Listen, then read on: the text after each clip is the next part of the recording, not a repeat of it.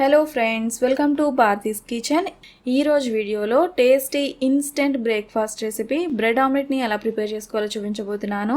Breakfast చేయాలి అనుకున్నప్పుడు అప్పటికప్పుడు చాలా సింపుల్గా ఎవరైనా కూడా ఈజీగా ప్రిపేర్ చేసుకోగలిగే రెసిపీ. వంట రాని వాళ్ళు, చిన్నపిల్లలు కూడా ఈజీగా ప్రిపేర్ చేసుకోవచ్చు.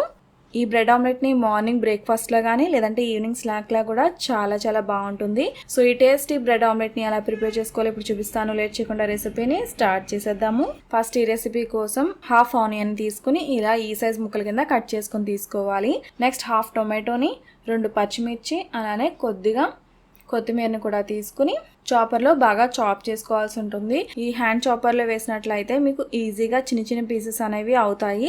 లేదు అంటే మీరు నార్మల్గా నైఫ్తో కట్ చేసుకోవచ్చు. ఇలా అయితే మీకు ఈజీగా అయిపోతుంది, అందుకనే చూపిస్తున్నాను. సో చూసారు కదా, ఇలా మనకి నచ్చిన విధంగా ఎంతవరకు చిన్న సైజ్ కావాలి అనుకుంటే అంతవరకు ఇలా చాప్ చేసుకుని తీసుకోవాలి. నెక్స్ట్ 4 వరకు శాండ్విచ్ బ్రెడ్ స్లైసెస్ని తీసుకోవాలి. బ్రెడ్ స్లైసెస్ని మనం 4 వరకు తీసుకున్నాం కదా.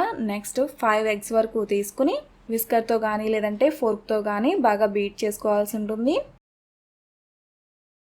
నెక్స్ట్ ఇందులోనే ఆల్రెడీ మనం చాప్ చేసి పెట్టుకున్న కూరగాయ ముక్కల్ని కూడా వేసుకుని నెక్స్ట్ ఇందులో రుచికి సరిపడా సాల్ట్, అలానే కొద్దిగా 1 పించ్ వరకు పసుపు, అలానే 1/4 టీ స్పూన్ వరకు వేయించి పొడి చేసిన జీలకర్ర పొడిని, అలానే లాస్ట్లో ఇందులో వైట్ పెప్పర్ పౌడర్ని కూడా వేసుకోవాలి. ఈ ప్లేస్లో మీరు మిరియాల పొడిని వేసుకోవచ్చు. తెల్ల మిరియాల పొడి కానీ నల్ల మిరియాల పొడి కానీ ఏదైనా యూజ్ చేసుకోవచ్చు. ఇంగ్రీడియంట్స్ అనేవి వేసుకున్న తర్వాత ఒకసారి మళ్ళీ విస్కర్తో బాగా మిక్స్ చేసుకోవాల్సి ఉంటుంది. ఇందులో మనం జీలకర్ర పొడి వేసుకున్నాం కదా, మీ ఇంట్లో జీలకర్ర పొడి లేనట్లయితే కొద్దిగా జీలకర్రని వేసుకుంటే సరిపోతుంది. జీలకర్రని ఇందులోనే వేసేసుకోవచ్చు, లేదు అంటే చాప్ చేసినప్పుడు కూరగాయలతో పాటు కూడా వేసుకోవచ్చు. ఎగ్ మిశ్రమం అనేది ప్రిపేర్ అయిపోయింది కదా, దీన్ని పక్కన పెట్టుకుందాము. నెక్స్ట్ ఒక తవాకి కానీ ప్యాన్ కి కానీ ఆయిల్ కానీ లేదంటే వెన్నని కానీ అప్లై చేసుకోవాలి. వెన్నని అప్లై చేసుకున్న తర్వాత లైట్ గా గోల్డెన్ కలర్ వచ్చేంత వరకు బ్రెడ్ ని ఫ్రై చేసుకోవాల్సి ఉంటుంది. బ్రెడ్ ని కాల్చుకోవడానికి మీరు బటర్ ని యూజ్ చేసుకోవచ్చు, లేదంటే ఆయిల్ ని కూడా యూజ్ చేసుకోవచ్చు. బటర్ వేసుకున్నట్లయితే టేస్ట్ కొంచెం బాగుంటుంది. లో టు మీడియం ఫ్లేమ్ లో లైట్ గా గోల్డెన్ కలర్ వచ్చేంత వరకు ఫ్రై చేసుకుని పక్కన పెట్టుకోవాలి.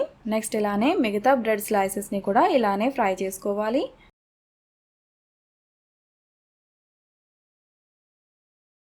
నెక్స్ట్ ఇదే ప్యాన్కి బటర్ కానీ లేదంటే ఆయిల్ కానీ వేసుకుని ఆల్రెడీ మనం కలిపి పెట్టుకున్న ఎగ్ మిశ్రమాన్ని ఒకసారి బాగా మిక్స్ చేసుకుని సగం ఎగ్ మిశ్రమం వరకు ఈ టైంలో వేసేసుకోవాలి.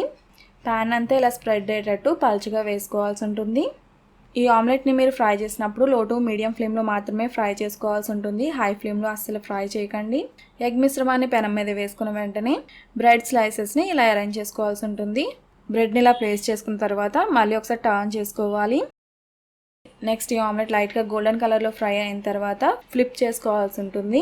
1 మినిట్ పాటు లో టు మీడియం ఫ్లేమ్లో ఫ్రై చేసుకుని ఇలా నేను చూపిస్తున్న విధంగా ఫోల్డ్ చేసుకోవాల్సి ఉంటుంది. బ్రెడ్ ఆమ్లెట్ ప్రిపేర్ చేసినప్పుడు చాలా రకాలుగా ప్రిపేర్ చేస్తూ ఉంటారు, రకరకాల ఫోల్డింగ్స్ అనేవి ఉంటాయి. నా స్టైల్లో అయితే ఇలా చేస్తాను. నెక్స్ట్ పెనం మీద మళ్ళీ బటర్ని అప్లై చేసుకుని ఎగ్ మిశ్రమాన్ని కూడా వేసేసుకోవాలి. ఎగ్ మిశ్రమం ఇలా స్ప్రెడ్ చేసుకున్న తర్వాత నెక్స్ట్ మళ్ళీ బ్రెడ్ స్లైసెస్ని ప్లేస్ చేసుకోవాలి. బ్రెడ్ని ఇలా ప్లేస్ చేసుకున్న తర్వాత ఎగ్ మిశ్రమం ఏదైనా మిగిలిపోయినట్లయితే ఇలా బ్రెడ్ పైన వేసేసుకోవచ్చు. సో ఇలా నేను చూపించిన విధంగా మీరు బ్రెడ్ ఆమ్లెట్ని ప్రిపేర్ చేసి చూడండి, చాలా బాగా వస్తుంది. వంట రాని వాళ్ళు కూడా ఈజీగా ప్రిపేర్ చేయగలుగుతారు. సో చూసారు కదా, ఇలా చాలా ఇన్స్టెంట్గా బ్రేక్ఫాస్ట్ని మీరు కేవలం 5 to 10 మినిట్స్లోనే ప్రిపేర్ చేసుకోవచ్చు. సో ఈ రెసిపీ మీకు నచ్చితే తప్పకుండా లైక్ చేసి మీ ఫ్రెండ్స్ అండ్ ఫ్యామిలీస్ కూడా షేర్ చేయండి. మరిన్ని మంచి రెసిపీస్ కోసం నా ఛానల్ సబ్స్క్రైబ్ చేయండి. అలాగే తర్వాత వచ్చే బెల్ ఐకాన్ కూడా క్లిక్ చేయండి. Thanks for watching.